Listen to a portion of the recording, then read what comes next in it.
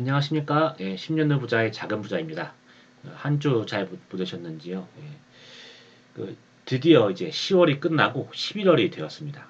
썸네일 보시면 알겠지만은 저는 이제 10월 계절성이 안 좋은 계절성이 끝나면 11월부터 상승할 것이라고 이제 굳게 믿는 투자자이기 때문에 10월 마무리하면서 10월 동안 주식을 많이 샀어요. 사고 신용대출도 많이 쓰고 신용대출까지 풀로 쓰고 그 산 주식도 그냥 상승 ETF에서 2배, 3배 이렇게 주식을 샀듯이 11월 상승에 크게 기대하고 그걸 믿고 있는 투자자입니다. 그래서 지금 사실상 국장이 8월부터 계속 안 좋았죠. 8월 5일 날 블랙 먼데가 있었고 그 이후에 미국은 많이 회복을 했고 9월에 들어오면서도 7주 연속 그러니까 원래 최장 기간이 상승을 하면서 올라갔었는데 한국장 코스피는 그렇지 못했죠. 그러다 보니까 석 달 동안 계속 안 좋은 장이 흘러다 보니까 그러다 보니 비관론이 팽배해졌는데 좀 이런 비관론 때문에 힘들어하시는 분이 있다면은 이렇게 이런 신용대출까지 다 쓰고 그걸로도 2배, 3배 주식을 사는 상승에 거는 그런 투자가 있다는 걸 보시고 좀 마음에 좀 위안을 얻으시길 바라고 그리고 이제 어느 시점에서 매수를 해야 될 것인가라고 이제 타이밍을 보시는 분들이 있다면은 이렇게 10년을 보자는 이런 생각에서 어떻게 매수하고 어떻게 가고 있는지 이런 걸 좀 보시면서 자신이 투자 타이밍, 매수 타이밍, 매도 타이밍에 대해서 좀 아이디어가 되는 그런 정보가 전달되는 그런 방송이 되길 바라고 있습니다. 그러면은 10월, 11월 첫째 주, 11월이 10월을 마감하고 11월이 되는 10년 후의 부자의 매수 매도 주식 방송 시작하도록 하겠습니다. 항상 하던 대로 인트로부터 시작을 할게요. 그러니까 미국장부터 얘기를 하면 미국이 8월 5일 날 하락을 하고 그 급락을 하고 그 이후부터 이제 쭉 상승하면서 바로 회복하면서 이제 9월에 시작이 되었죠. 9월에 시작이 되었는데 9월 첫째 주는 흔들렸어요. 흔들렸고 이건 이따 말씀드릴 거고요. 말씀드렸고 첫째 주는 흔들렸는데 그 둘째 주부터 계속 잘 가는 거예요. 그래서 쭉 가면서 가다가 여기 쭉 가다 보니까 7주 연속 상승이라는 올해 최장 기간이 상승 기록을 세우게 됩니다. 그러면서 이번에 마지막 주에 들어오게 됐는데 야 7주까지 상승했는데 8주도 상승하지 않겠어? 라고 생각했지만 그래도 안 좋은 계절성에 10월은 10월인지라 마지막 주는 떨어지면서 이제 끝이 났는데 근데 또 재밌는 것이 이제 10월 동안 계속 상승했거든요. 1%, 뭐 0.8%, 0.6% 상승했는데 이 상승폭 자체가 크진 않았기 때문에 10월의 마지막에 좀 많이 떨어지다 보니까 이 상승분을 모두 되돌리고 10월은 결국 하락 마감을 하게 되었습니다. 그래서 18,189로 이제 10월이 시작됐는데 결국 18,095로 해가지고 0.5% 하락한 채로 한 달이 마무리되었습니다. 결국 그래서 안 좋은 계절성의 10월은 10월이었다. 결국 미국도 결국 달 한 달 기준으로 봤었을 때는 하락으로 마감이 되었다. 라고 볼 수가 있겠네요. 그리고 중국과 홍콩 같은 경우에는 이제 9월 셋째 주던가요. 이제 지준율 인하 이슈를 가지고 중국, 홍콩이 급등을 했었습니다. 지수 자체가 13% 오르는 큰 상승을 보였는데 그 다음 주에도 거의 그만큼이 상승을 하는 거예요. 그러다 보니까 사람들이 야, 이 중국이 엄청 오르는 거 아니야? 중국 주식 사야 되는 거 아니야? 하면서 한창 바쁘게 중국 주식을 바라볼 때 셋째 주에 화요일이던가요? 어느 날 중심으로 갑자기 오다가 그날 갑자기 어느 오후 시점부터 하락을 하더니 쭉 빠지는 거예요. 빠지면서 그 주에 6.6%로 한 주가 마감이 되었고 그리고 그 이후로는 4주째 쭉 하락을 하고 있는 그런 상황이 되었습니다. 그래서 우하향을 하고 있는데 그나마 다행인 거는 이제 하락폭이 좀 적어지고 있다는 것이 다행이겠네요. 6.6%, 2.2%, 1.1%에서 하락폭은 조금씩 줄어들고 있는 상황입니다.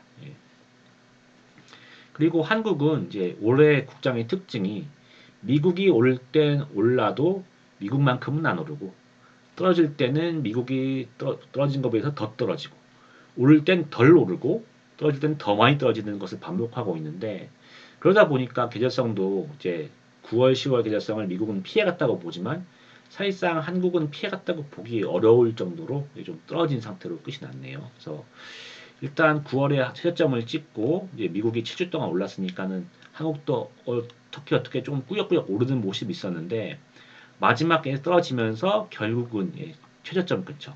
9월 최저점 근처에서 9월, 10월 계절성이 마무리가 되었습니다. 그래서 9월에 진입할 때 2674로 진입을 했는데 10월이 끝났을 때 2556에서 끝났거든요. 그래서 4.4% 하락이 된 걸로 결국 9월, 10월의 계절성을 마감했습니다. 그나마 다행인 것은 작년 같은 경우에는 미국도 9월, 10월에 많이 떨어졌었거든요. 그러다 보니 코스피도 이제 한 10% 이상 떨어졌었는데 그런 불상사는 없이 끝났다는 것이 그나마 이제 이번 9월, 10월 장의 위안이겠네요. 자, 그리고 이제 9월, 10월 계절성을 마무리했으니까 제가 이제 이번에 9월, 10월에 어떻게 됐었는지를 좀 정리를 했거든요. 뭐 한두 달 전의 일이지만 아마 이제 금융의 단기 기억력상 많이 잊어버린 부분이 있을 건데 복귀하시면서 아 이렇게 지나왔구나 이렇게 생각하시면 좀 좋을 것 같습니다. 그래서 9월 시작부터 좀 말씀을 드리면 일단 8월 5일 급락이 끝나고 급락한 후에 미국장 계속 회복하는 추세에서 9월이 시작됐어요. 시작됐는데 9월 첫 영업일부터 미국이 폭락을 하기 시작하더니 그 주에 마이너스 5.7%의 하락으로 한 주가 마감이 되었습니다.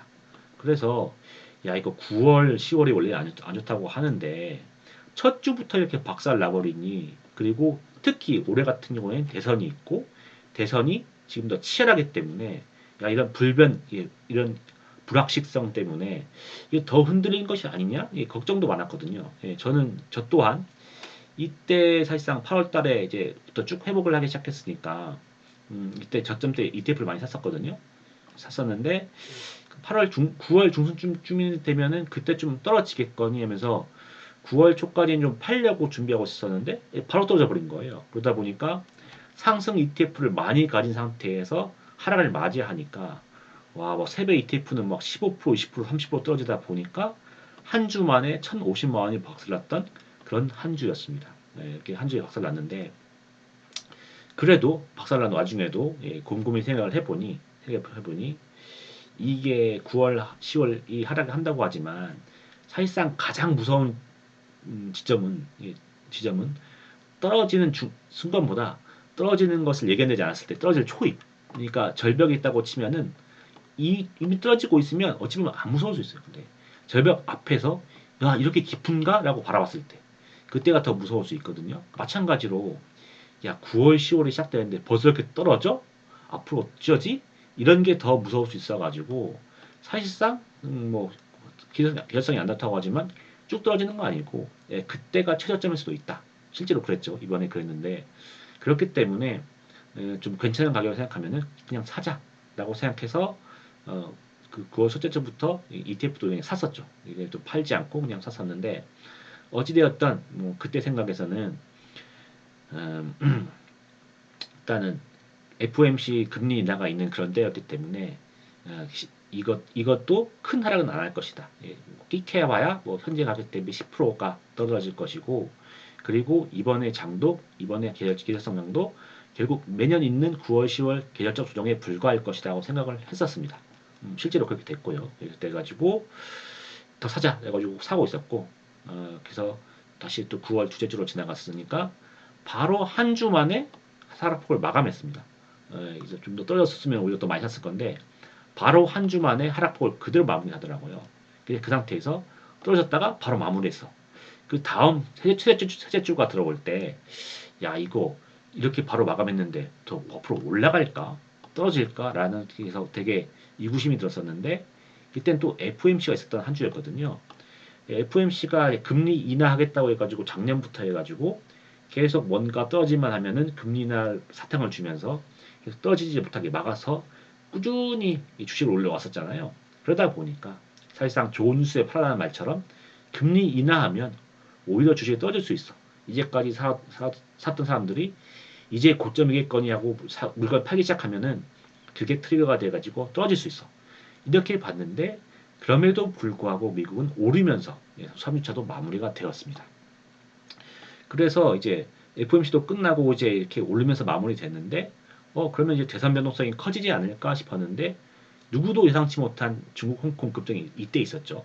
이때 있으면서 중국 홍콩이 너무 오르다 보니까 뭐 대선도 사실상 건너가고 뭘 사야 될 것인가 중국 홍콩에 많이 관심을 가지게 되니까 주식 투자자들이 뭐 뭐 기존에 있는 주식을 뺀다거나 생각을 안 한 것 같아요. 그래서 미국도 잘 오르고 홍콩도 잘 오르고 심지어 우리나라도 잘 오르고 그래서 9월 4주째 그리고 10월 1주째까지는 계속 갔었습니다.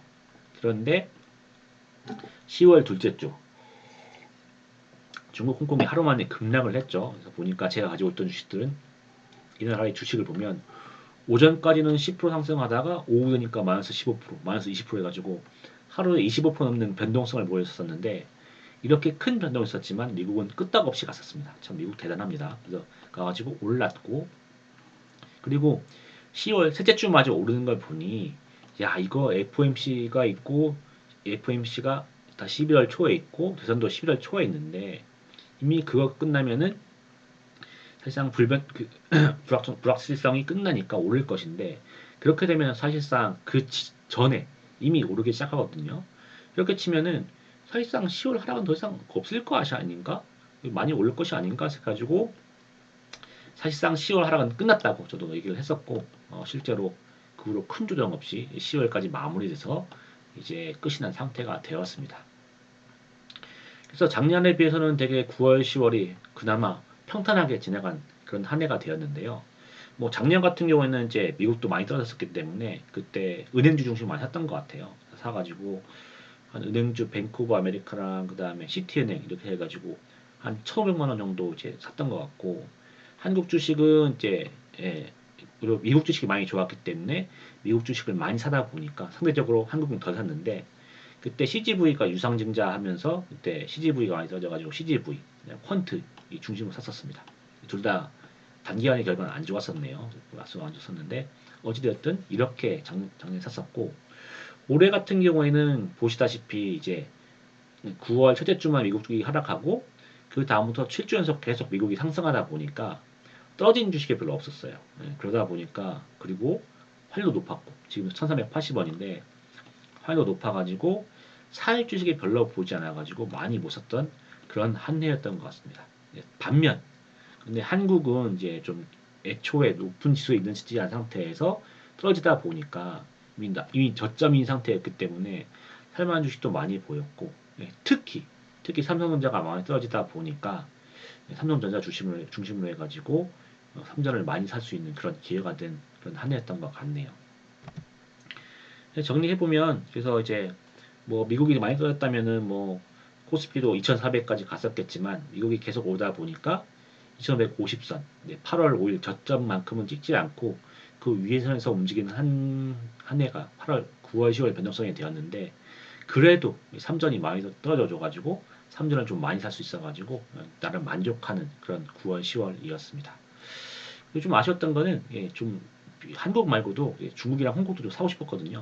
중국은 이제 페트로차이나라든가 신우크 이런 에너지 주주 또 일본은 상사 주식을 사고 싶었는데 9월 10월에 많이 떨어지지 않았어요. 사지 못했는데 뭐 또 언젠가 또 기회가 또 올 거라 생각하고 좀 기다려 보도록 하겠습니다.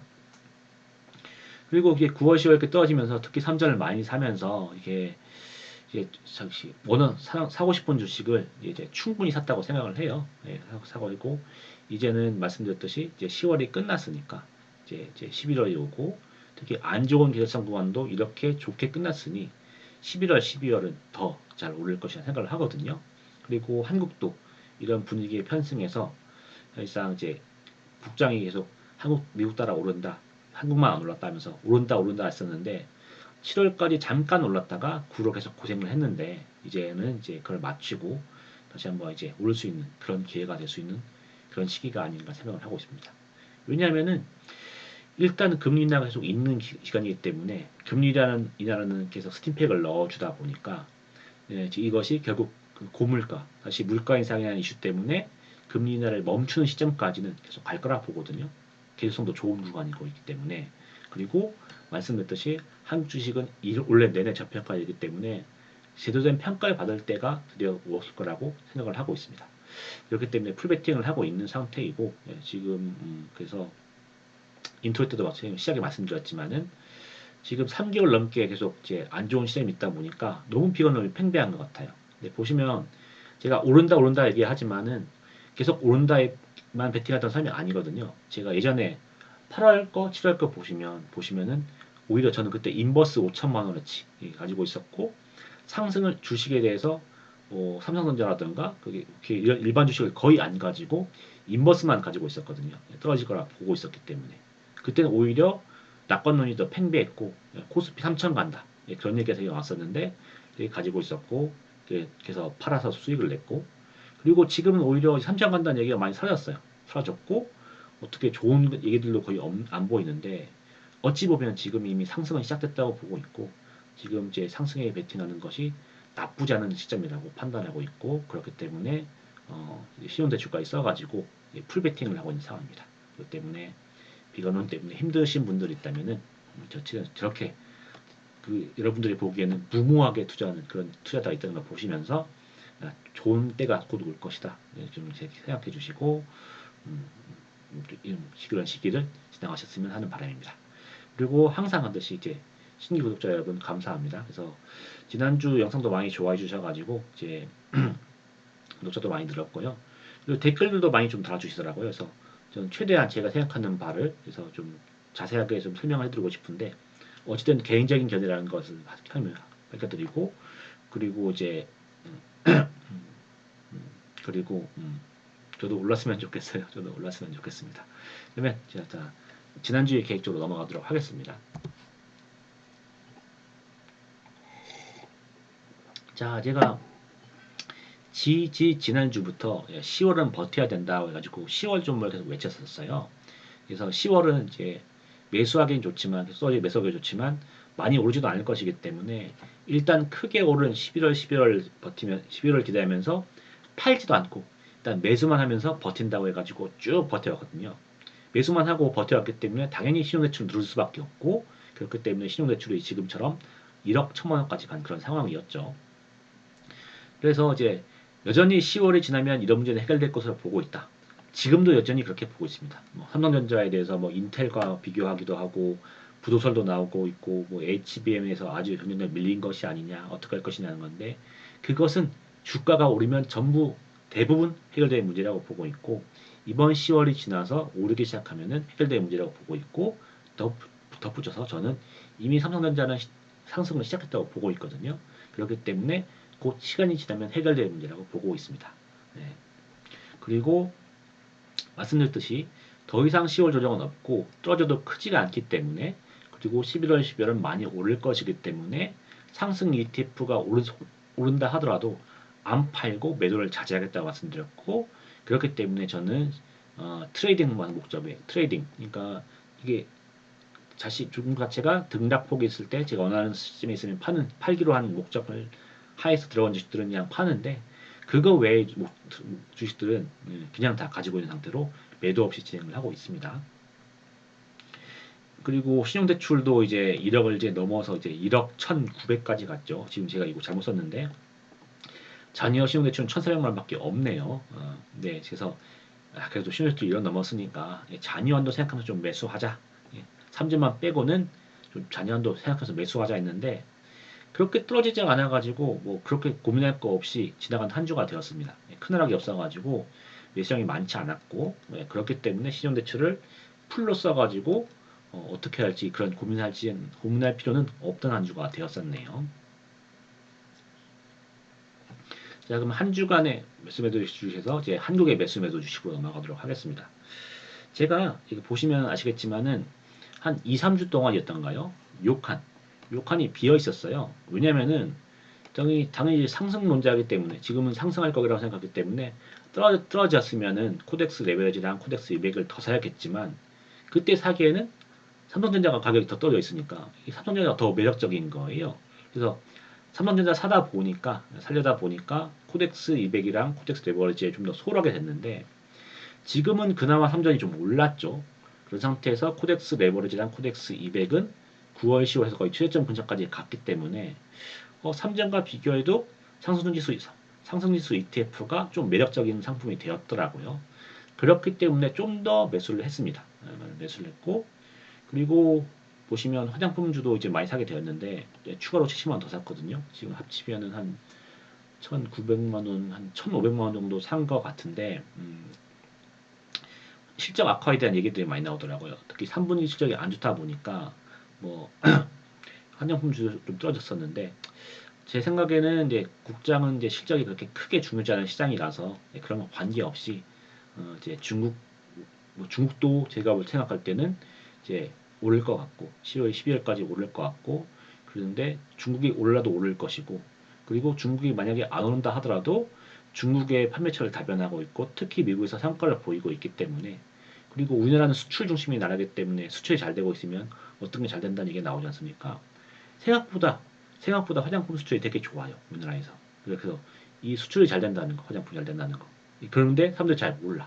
근데 이런 것이 제대로 된 평가가 나올 때가 올 거라 보거든요. 그렇기 때문에 화장품은 장기적으로 좀 좋다고 보고 있어가지고 실적이 안 좋다고 해서 떨어지고 있지만 그거 관계없이 기회가 될 때마다 꾸준히 매수를 하고 있는 그런 상황입니다.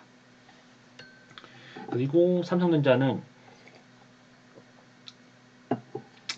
계속 사다 보니까 제가 말씀드렸죠. 제가 이게 삼성전자는 멘틀까지도 따라가겠다고 말씀드렸었는데 더 사다 보니까 4,500만 원까지 갔습니다. 특히 이번 주 같은 경우에는 월요일 딱 개장할 때 그때 빼고는 최저가를 찍은 적이 없어요. 그때가 바닥이었고 그때 가격을 찍은 적이 한 번도 없거든요. 그럼에도 불구하고 올랐은 상태에서 떨어진 날이 있을 때 떨어질 때마다 조금씩 조금씩 매수를 하면서 4,500만 원을 좀 채워놨고요. 그리고 이제 저는 제 생각에는 뒤에도 밝히겠지만 이미 삼성전자는 바닥을 지났고 이번 주에 상승을 했거든요. 사실상 이제 요거에 대해서는 지금 이제 상승했다는 거에서는 사람들 인지도 못할 뿐만 아니라 뭐 기사가 되지도 않을 것인데 이번 주가 이미 상승의 첫째 주라고 생각을 하고 있고 다음 주도 오르면 둘째 주가 되겠죠. 언제쯤에서 사람들이 좀 더 기사들이 또 언론들이 이런 것을 상승을 인지해가지고 좋은 기사를 써주고 그것 때문에 삼전에 대한 투자자들의 생각이 언제 바뀔 것인가 이런 걸 좀 더 주의 깊게 보고 있는 상태이고 요거에 대해서는 제가 절 지켜본 결과를 동영상으로 정리해서 올릴 수 있도록 하겠습니다.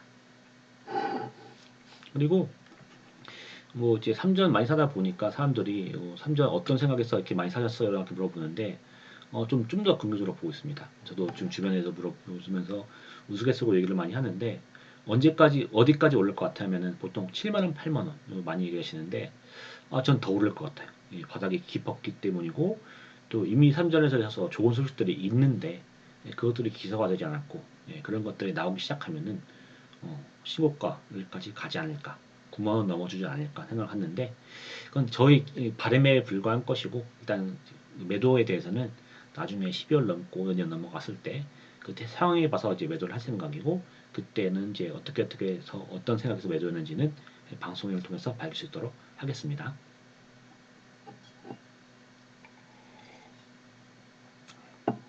자, 말씀드렸듯이 지난주에 내용이었는데 삼성전자에서는 이제 제가 생각하는 판단은 바뀐 게 하나도 없고 여전히 쌀 때 사두고 기다리는 게 낫다고 생각을 하고 있고 그리고 전 어디까지 떨어질 것인가 언제가 바닥인가 하는데 전 이미 바닥이라고 생각을 해요. 이미 바닥이 끝났고 이번 주에 이미 오른 채로 한 주가 끝났습니다. 그 때문에 상승의 첫 번째 주가 끝났다고 이미 첫째 주가 이미 시작되었다고 생각을 하고 있고 언제쯤에 사람들의 생각이 바뀔지에 대해서 시선이 바뀔지에 대해서는 제가 지켜보면서 영상을 올리도록 하겠습니다. 그리고 이것도 제가 관찰하고 있는 건데 제가 이제 저 같은 경우에는 떨어질 때마다 쭉 꾸준히 사는 그런 타입이에요. 그런데 떨어진 상태에서 오르지 않다 보니까 이렇게 떨어질 때 사는 게 아니고 이게 좀 오를 때 오르기 직전에 사야 돼. 그러니까는 주식이 이렇게 해서 이렇게 온다고 치면 저 같으면 여기서 매수하는 타입이거든요. 그런데 사람들은 보통 이렇게 되었을 때 이 오르기 직전에 요때 매수하려고 하지 않습니까? 그러면 어느 때가 이때냐에 대해서 무슨 이평선이 어디가 지난다, 외국인이 며칠 연속 매수했다 이런 식으로 이 타이밍을 잡는 거에 대해서 얘기들이 많아요. 그래서 이런 타이밍이 과연 통할까 해서 저도 궁금하거든요. 그래서 저는 이제 물론 안 통한다고 생각하고 있고 저는 이렇게 매수하고 있는 상황이지만 어찌되었든 이 공부 이 경험의 차원에서도 이거 삼성전자를 지켜보면서 야 이때가 살 때다라는 기사들이 나올 때마다 그 이론 어떤 연유에서 지금 살 때라고 보이는지 그 이론 그리고 그때의 삼성전자의 평단가 그리고 내가 샀던 나의 평단가를 비교하면서 어떤 것이 더 매수 평단가가 낮을지 비교해 보면서 이 전략 쓸모 있네 없네를 좀 생각해 보는 시간을 좀 가져보려고 하고 있습니다. 그래서 그러기 위해서는 제가 좀 지켜본 다음에 정리해서 영상에 올릴 수 있도록 하겠습니다. 그리고 말씀드렸듯이 지금은 삼성전자 상승 1주차이고 언제쯤까지 계속 상승을 해야 사람들이 시각이 바뀔지 그것 또한 같이 기록해서 올릴 수 있도록 하겠습니다.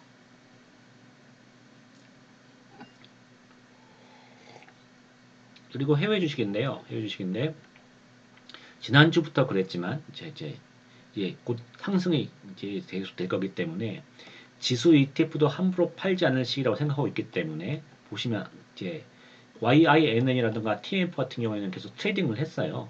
하지만 지난주부터 이제 코르 한국 세배 ETF 같은 거는 샀지만 이건 팔지 않고 계속 사기만 하고 있거든요. 그래서 이렇게 해서 모아가고 있는 상황이고요. 그리고 이번 주의 특이점은 뭐냐면 채권인 것 같아요. 채권이 저번 주에 4.26% 찍었을 때 야 되게 높다 생각했는데 지금 4.38%거든요. 4.38%. 그래서 사실상 이제 원래 같았으면 많이 살 수 있었겠지만 지지난주부터 전략을 바뀌면서 윤주성 CIO, 제가 좋아하는 윤주성 CIO, 드라켄 메일러 모두 다 조심하고 있으니 4.4%대부터 좀까지는 좀 참고 4.4% 넘어가기 시작하면 좀 적극적으로 매수하자 생각하고 있었는데 지금 같은 시점에서 이미 금리를 두 번 낮췄고 다음 달에 한 번 더 낮추는 그런 시점에서 4.5%의 장기물 금리 되게 높은 걸 보고 있거든요. 그래서 상당한 기회가 될 거라고 보고 있기 때문에 정말 4.4%가 되고 넘어가기 시작하면은 이건 이번에 채권에서 기회가 온 거다라고 보고 좀 이제 주의 깊게 바라보면서 매수량을 좀 늘리려고 하고 있습니다. 그거에서 좀 정리를 해봤는데요. 제가 원래는 4.0%만 넘어도 좀 또 좋은 금리라고 생각을 했었어요. 그런데 드러켄 밀러가 이미 쇼스에 베팅하면서 내가 생각을 좀 잘못했나라고 싶었었거든요. 이건 제가 잘못 쓴 거네요. 그래서 이거는 4.2% 영분대에 가서 바로 대량으로 매수하지 말고 차근차근 좀 천천히 매수해야겠다 생각을 했었어요. 그래가지고 이렇게 그러니까 안 하게 되면 많이 사게 될까봐 금리랑 투자금 자체의 상한선을 잡아놨었거든요. 그런 상태 내에서 기다리다가 지난주에 좀 더 오를 것 같은 생각이 드니까 170만 원 정도 있었었는데 그때 선에서 또 안 사고 트레이딩 방식으로 진행을 했습니다. 그러다 보니까 지금 4.38% 여기까지 살 수 있는 상황이 되었는데 지금은 180만 원 정도로 반 정도만 매수를 한 상태입니다. 그래서 4.4가 넘으면 그때부터는 좀 적극적인 기회라 보고 많이 살려고 하는데 그래도 그 많다는 그 양 자체도 뭐 삼성전자처럼 5천만 원 이렇게 사는 게 아니고 일단 저는 채권을 잘 모르고 세배 주식이면서 세배 주식 밸류를 그렇게 쉽게 경험한 적이 별로 없기 때문에 일단 4.5%라는 기준으로 봤을 때 한 500만 원 정도 선에서 지금 한 4.4% 넣으면 지금보다 많이 투자하겠지만 어쨌든 4.5%까지는 500만 원 선에서 생각을 하고 4.5% 이상으로 갔을 때는 말씀드렸듯이 계획대로 0.1당 한 150만 원씩 더 추가 매수를 하려고 해요. 그리고 또 하나 더 붙이고 싶은 말은 4.5%는 찍고 바로 떨어져주면 상관없는데 4.5%에서 장기간 횡보한다고 치면은 이거는 뭐 이 TM프로 주식을 버는 것도 되겠지만은 문제는 채권이 높은 상태에서 오래 유지하면 주식이 안 좋거든요. 그렇기 때문에 야 생각보다 주가락이 빨리 올 수 있는 거 아닌가라고 생각하면서 주가락을 좀 조심하면서 그때까지 산 상승 ETF는 좀 정리를 하고 이것을 좀 더 산다거나 아니면 현금을 좀 더 보유한다거나 하는 방식으로 해가지고 대응을 하려고 계획을 세우고 있습니다.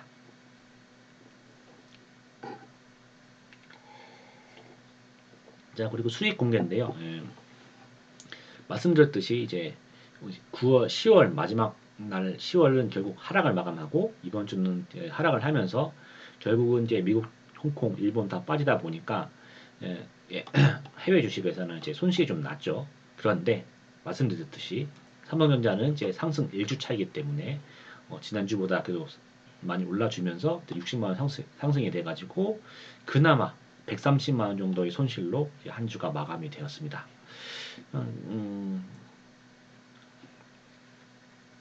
그래서 지금 이제 한 6천만 원 선이 깨진 상태이긴 한데 그럼에도 불구하고 저는 이제 11월, 12월 크게 올릴 거라고 보기 때문에 본전 근처 아니면 또 약간의 수익 때문에 수익은 난 상태에서 빠져나오려고 하지 않고 그냥 버티면서 계속 가려고 하고 있습니다. 그래서 지금 보시겠지만 지금은 이제 1억 2천 정도인 거죠. 1억 2천 정도인데 수익 1억 2천 정도인데 11월, 12월 되면 이거 높을 거라고 기대를 하고 있어요. 예, 그만큼 상승에 대해서 기대가 큰 상태입니다. 그리고 인증이죠. 지난주에 제가 인증 올렸었는데 인증에서 삼성전자 손실이 430만 원 정도였었죠. 근데 지금은 300만 원 정도로 160만 원 정도 손실이 줄어든 상태네요. 그만큼 이제 말씀드렸듯이 삼성전자 상승 첫째 주가 이미 지나간 상태이고요. 그리고 이따 또 말씀드리겠지만 제가 상승에 풀베팅하고 있다고 했지 않습니까? 보시면은 기반 일반적인 코덱스 200, 코덱스 200 요거 이런 거 말고도 레버리지 상품, 요거 상품도 거의 250, 45만 원 사고 있고 이 코루, 이 코루가 이 코루가 한국 세배 ETF거든요. 세배 ETF도 245만 원 정도 이렇게 매수를 해서 상승에 풀베팅을 하고 있는 상황입니다. 그래서 계좌 신용대출 계좌도 보여드릴까 했는데 그거는 이제 대출도 있지만은 저기 부모님께 빌린 돈도 있기 때문에 그거는 보인다 하더라도 1억 1천만 원이라는 것을 보여줄 수가 없어서 안 했는데 혹시나 그래도 계좌까지 해서 보여드리려면은 일단 지금 가지고 있는 신용대출 계좌라도 좀 보여드릴까 하는데 그거는 뭐 그런 분들이 요청하는 분들이 있으면 그때 가서 공개하도록 할게요. 자, 그리고 마지막으로 향후 계획 및 전망입니다. 예, 보시면은 11월 이후의 상승에 대한 10월, 12월, 10년 후 부자의 기대를 보시면 말씀드렸듯이 그냥 상승 ETF에 대해서도 225만 원, 그리고 레버리지 두 배 상품이죠. 두 배 상품에도 245만 원, 그리고 한국 세배 상품이죠. 세배 상품에도 245만 원. 제가 이렇게 꼭 맞춰서 한 건 아닌데 사다 보니까 이렇게 되었어요. 이렇게 됐고 또 TQQ 요게 보시면은 나스닥 세배거든요. 요거는 더 사고 싶었는데 저는 떨어져야 사는 사람인데 많이 떨어지지 않다 보니까 많이 못 사가지고 98만 원. 그래서 좀 팔기도 했죠. 그래서 해가지고 요 정도에서 800만 원 정도의 상승 베팅이 되어 있는 상태입니다. 상승 ETF만 이렇게 되어 있고 보시다시피 반 이상은 두 배, 세 배 상품으로 구성이 되어 있습니다. 그리고 이것뿐만 아니라 말씀드렸듯이 삼성전자 주식도 많이 가지고 있고 화장품 주식 그리고 K엔터 주식도 많이 가지고 있는 그런 상황입니다. 그래서 이제 원래는 9월 기대성 하락이 제가 이 상승 ETF에 대해서는 8월 5일 저점 때 많이 산 다음에 꾸준히 이제 8월 때 오르는 거예요. 그러다 보니까 9월까지 좀 더 가서 좀 많이 올랐을 때 떨어지기 전에 팔고 계절성 하락이 시작되면 다시 매수해서 오르면 다시 또 팔 것을 궁리해야지 했었는데 문제는 9월 좀 지나서 이게 떨어져야 되는데 9월 시작부터 바로 떨어져 버린 거예요. 그렇기 때문에 코덱 3배 ETF 이런 걸 가지고 있는 상태에서 하락을 그대로 맞이해 버려 가지고 첫째 주에 바로 손실이 1천만 원이 나게 되었습니다. 예. 그런데 이 상태에서 9월 이후에 더 떨어질 수 있기 때문에 일단 손절로 나갈까? 아니면은 그냥 뭐 버티고 더 살까 했는데 제가 초반에도 말씀드렸지만은 예, 9월 초반에 하락이 끝일 수도 있다. 이게 하락이 전일 수도 있다. 그리고 괜찮은 가격인데 굳이 팔고 나갈 필요는 없다 생각해서 그냥 더 샀어요. 더 사가지고 추가 매수로 대응을 해서 그때 이제 9월 1일 시작했을 때는 한 680만 원 정도인데 이렇게 추가 매수를 하면서 두 달 버티면서 추가 매수를 하면서 810만 원까지 현재 이렇게 물량을 확보한 상태가 되었습니다.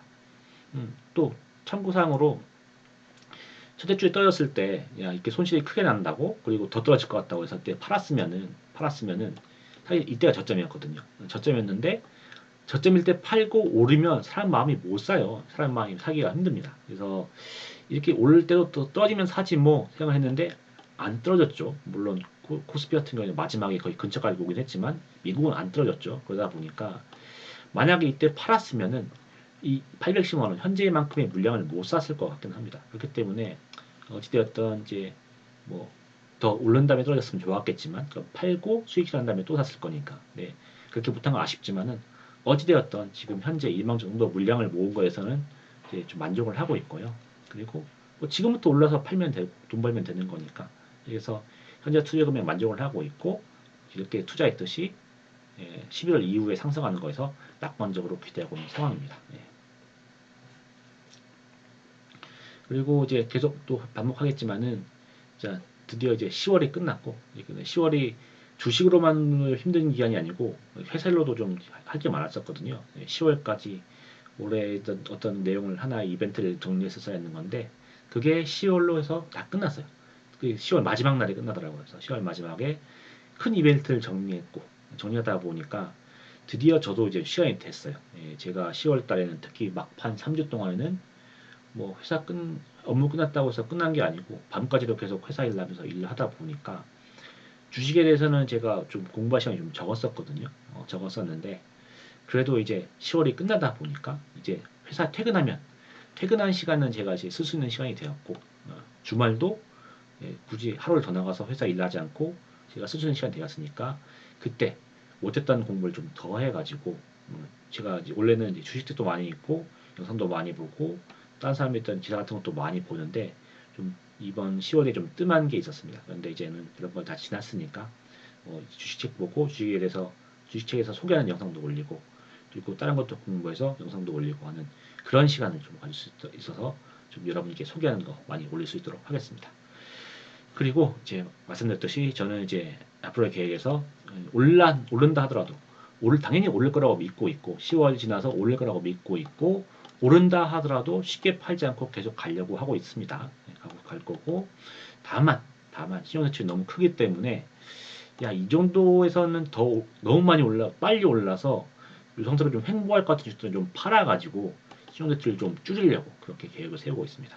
그리고 말씀드렸듯이 자, 이미 상승은 시작되었는데 아직은 이제 상승에 서 사람들이 잘 인지가 안 됐을 것이라 생각을 하고 있고 그런데 계속 오다 보니까 장이 좋아졌네, 좋구나 이렇게 바뀌는 타이밍에 대해서 사람들이 이제 삼성전자를 어떻게 안 좋게 보고 있다가 또 코스피 200을 어떻게 안 좋게 보고 있다가 국장에 대해서 이렇게 안 좋게 보고 있다가 어느 순간부터 어떻게 바뀌고 언제 어떻게 바뀌는지에 대해서 좀 더 잘 관찰해 가지고 이렇게 이럴 때쯤에 사람들이 생각이 바뀌는구나 정말 잘 지켜봐 가지고 알게 되는 내용이 있다고 하면은 그걸 좀 동영상을 통해서 소개할 수 있도록 하겠습니다.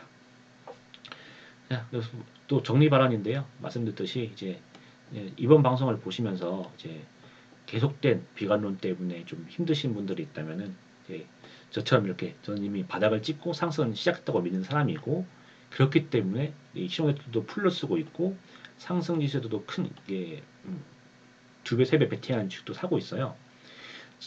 한 몇 달 전에 제 영상을 보시면 아시겠지만 제가 쭉 이렇게 해왔던 게 절대 아니고 3개월 전에는 오히려 상승에 대해서 주식이 하나도 없었고 인버스만 5천만 원 투자하는 그런 사람이었거든요. 근데 지금은 이제 계절적으로 보나 아니면 시기적으로 보나 상승할 때가 드디어 왔다고 보고 있고 그렇기 때문에 인버스도 다 정리했고 지금 오로지 상승 베팅하는 주식들만 가지고 있지 않습니까? 그렇기 때문에 믿고 있고 가고 있기 때문에 좀 이런 주위에 안 좋은 뉴스들 때문에 힘드신 분들 있으면은 저 같은 계획을 보시고 좀 힘이 내시기 바라고요. 그래서 정말로 제 계획대로 실행되는 그런 한 주, 그런 11월, 그런 12월이 되길 바라고 여러분들도 많은 돈을 버는 그리고 한 해를 잘 마감할 수 있는 그런 시장이 되기를 바라고 있습니다. 그러면 이제 도움이 되셨으면은 이제 구독과 좋아요 눌러주시면 저 같은 초보 유튜버에게 큰 도움이 되겠습니다. 그러면은 다음 주에 더 진짜로 주식 상승해서 상대로 상승했습니다. 그렇게 말할 수 있는 그런 한 주가 되었으면 합니다. 그러면 건강히 다음 주에 뵙도록 하겠습니다. 감사합니다.